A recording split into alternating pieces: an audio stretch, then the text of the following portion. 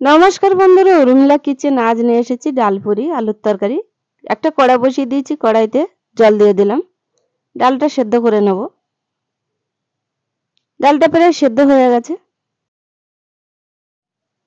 স্বাদ মতন লবণ দিয়ে দিলাম, হাফ চামচ হলুদ গুঁড়ো দিয়ে দিলাম, হাফ চামচ মতন জিরের গুঁড়ো দিয়ে দিলাম, হাফ চামচ মতন ধনে গুঁড়ো দিয়ে দিলাম, এক চামচ ঝালের গুঁড়ো দিয়ে দিলাম। একটু ভালো করে নেড়ে দেবো। মশলাগুলো ভালো করে মিক্স হয়ে গেছে।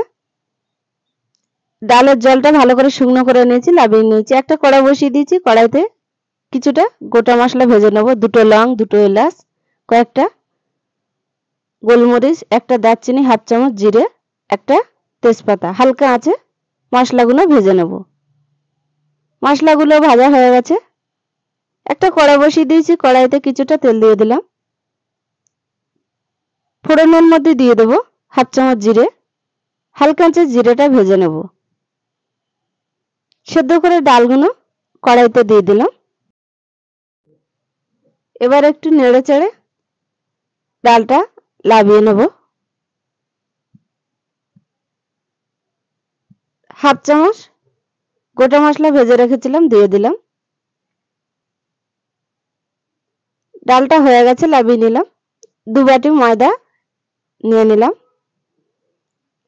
1 চামচ তেল দিয়ে দিলাম। স্বাদ মতন লবণ দিয়ে ময়দাটা একটু মাখিয়ে নেব। ময়দাটা মাখানো হয়ে গেছে। অল্প অল্প জল দিয়ে ময়দাটা মাখিয়ে নেব। ময়দাটা মাখানো হয়ে গেছে। ছোট ছোট করে লিচি কেটে নিয়েছি।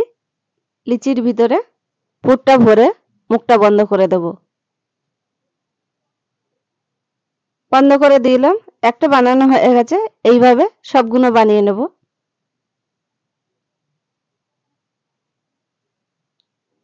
সবগুলো বানানো হয়ে গেছে। একটা চাকি নিয়ে নিয়েছি। চাকির ওপরে শুকনো ময়দা লাগিয়ে বেলে নেব। একটা বেলা হয়ে গেছে। এইভাবে সবগুলো বেলে নেব। বেলা হয়ে গেছে। একটা কড়া বসিয়ে দিয়েছি, কড়াইতে কিছুটা তেল দিয়ে দিলাম।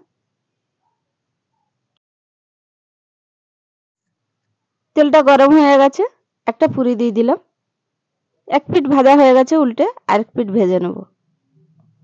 কি সুন্দর পুরিটা ফুলেছে দেখুন। পুরিটা ভাজা হয়ে গেছে। একটা প্লেটে তুলে নিলাম। কড়াইতে ফোড়নের মধ্যে দিয়ে দিলাম দুটো তেজপাতা, দুটো লঙ্কা, একটা দারচিনি, একটা এলাচ, দুটো লং, হাফ চামচ জিরে। হালকা আছে জিরেটা ভেজে নেব। কিছুটা রসুনের থেতো করে দিয়ে দিয়েছি। কয়েকটা কাঁচা লঙ্কা দিয়ে দিলাম। একটা পেঁয়াজ কুচি দিয়ে দিলাম।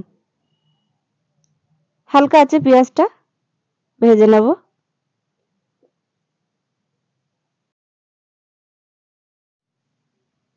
স্বাদ মতন লবণ দিয়ে দিলাম, হাফ চামচ হলুদ গুঁড়ো দিয়ে দিলাম, হাফ চামচ জিরে গুঁড়ো দিয়ে দিলাম, হাফ চামচ কাশ্মীরি লঙ্কা দিয়ে দিলাম। একটু নেড়ে দেব। একটা টমেটো কেটে রেখেছিলাম, দিয়ে দিলাম। এবার একটু নেড়ে দেব। মশলাটা ভালো করে কষে নেব। মশলাটা কষা হয়ে গেছে। ছোট ছোট চৌকো চৌকো আলু কেটে রেখেছিলাম, আলুগুলো দিয়ে দিলাম।